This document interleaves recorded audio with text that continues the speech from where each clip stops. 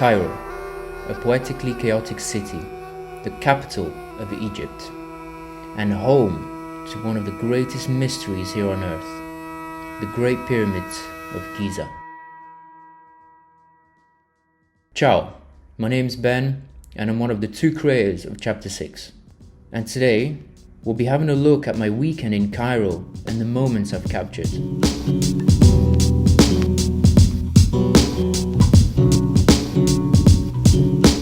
It wasn't my first time there. In fact, I've lived there for roughly 7 months back in 2019, so I pretty much knew my way around. I made myself a plan to visit a number of locations, the first one being Zamalek, where I actually stayed there for those 7 months. This was on the day I arrived and immediately went out for a long walk around the island to shoot some street photography. As you can see here, getting warmed up with some photos on the 15 May bridge.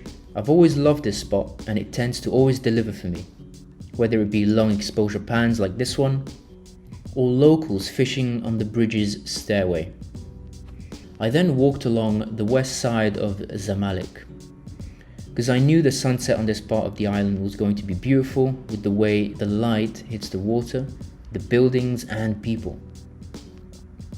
In the editing phase, I thought of going for a more filmic look to the whole collection, by reducing the clarity and dehaze, for example, to add a certain glow and softness in the pictures.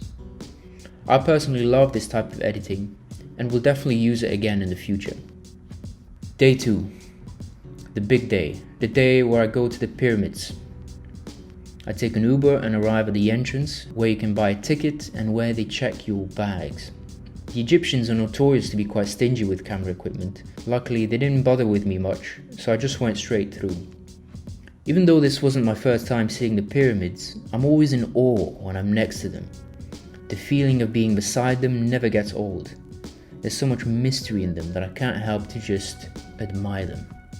On this day, I brought my digital Canon 700D and my film camera, the Canon FTB QL, with a roll of Fuji 400. My favorite picture of the pyramids has to be this one. I love how the composition shows the scale of the huge rocks in comparison to the man in front of them. This is very much my style, having one person behind the subject framed by whatever is around him. I also really like the way the sand path is leading up to that spot where he is now. My only wish is for him to be wearing something darker so there's more contrast, like a black shirt, though I could change it in Photoshop. I am happy with the Fuji shots, but I do think I could have gone for a different film stock, like a Portra 160.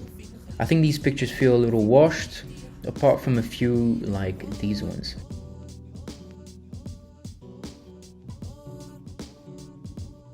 Moving on to Khan el-Khalili, the famous market where you can pretty much find anything. I love the videos I shot there, but I regret not taking more pictures. There were a lot of people, and looking back at it now, I felt sometimes a bit intimidated to bring my camera up to my face and just shoot the crowd. I did, however, try to take photos from the hip with a lower shutter speed to obtain this rushed movement feeling, which perfectly conveys how the market is. It never stops moving.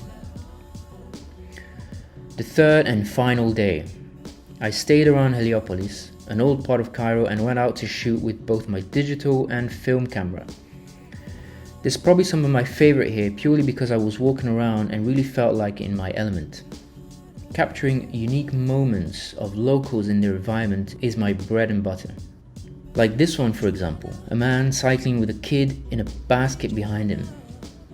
Or this man waiting for the bus. There's so many stories to be told in the city that one weekend isn't enough. One good comparison between film and digital is this angle of this building. You can clearly see the difference in colors. I prefer the digital one because of the warmer tones, but the Kodak Gold shot feels more retro, like a picture from the 70s. The digital was also shot with a 50mm lens, whilst the film one was with a 35 to 200 lens.